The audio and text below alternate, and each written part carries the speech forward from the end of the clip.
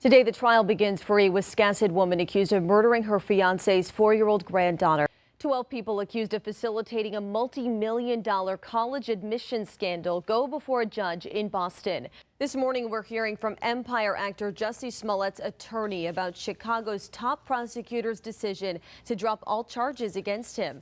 New this morning, some of the president's tweets could soon come with a warning label. We have some breaking news to pass along to you right now. 4 firefighters are being treated for injuries in the hospital after battling a fire in Berwick. That's according to a spokesperson at Wentworth Douglas Hospital.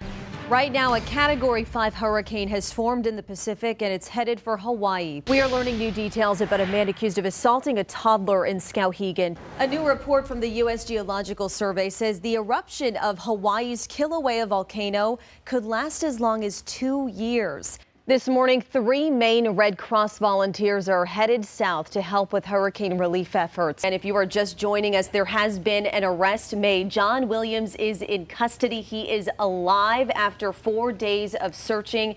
He is accused of shooting and killing Corporal Eugene Cole early Wednesday morning. We are seeing unbelievable images of that fire, and our Fox 23 viewers sent us dozens of photos and videos as the situation unfolded in Mechanic Falls. President Donald Trump's former attorney is sentenced to 3 years in prison and ordered to pay nearly $1.4 million in restitution. And we spoke with the president of UNE earlier today. He says this bond started on the water, on the Bush's family boat Fidelity. Former President George H.W. Bush would take that boat for rides up the coast and would go fishing off the shores of UNE. We are on Jetport Plaza Road. We have a pretty decent view of the runway from here, so I'm going to step out of the way so you can take a look. They just moved the plane within the last few minutes. The search for alien life is an age-old mission. It's been going on for generations, with projects happening all over the world. Summer is the season of travel and jet lag, so a gym and an airline are teaming up to offer a workout to ward off the effects of being in different time zones.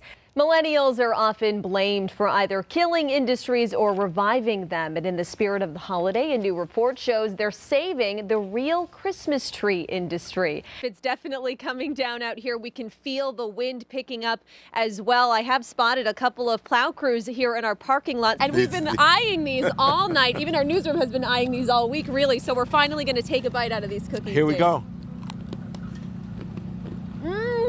This is incredible to watch. Take a look at some of the progress that this team has made so far.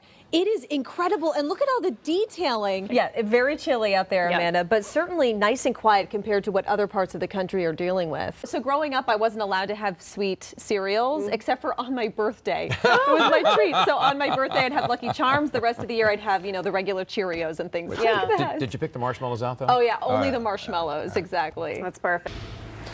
John, the former president and first lady, were members of 2 churches here in Kennebunkport. We visited both of them today as people remember and reflect.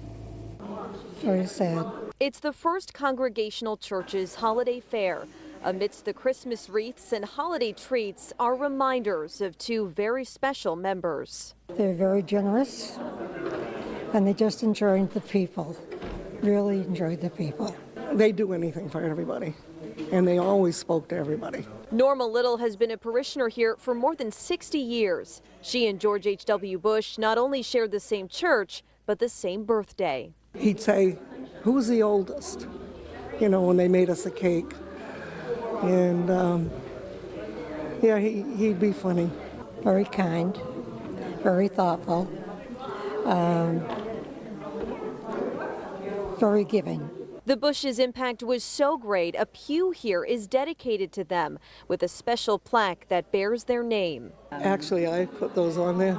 So their legacy will live on. I figure 100 years from now, nobody's going to know unless somebody says something.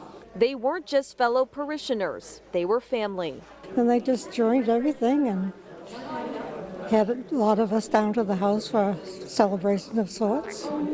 So they're very nice, and it's a sad loss for us. The sense of community also felt at St. Anne's Episcopal Church, where the Bushes would attend Sunday service in the summer months. The doors are typically closed for the season this time of year. Today, they opened up for people to pay their respects. It is a very special place, a place to come say a prayer for the family right now. It's very special, yeah. I think it was just he was just such a high quality man, and we just really thought well of him, and we were here in town. We just thought it was the right thing to do.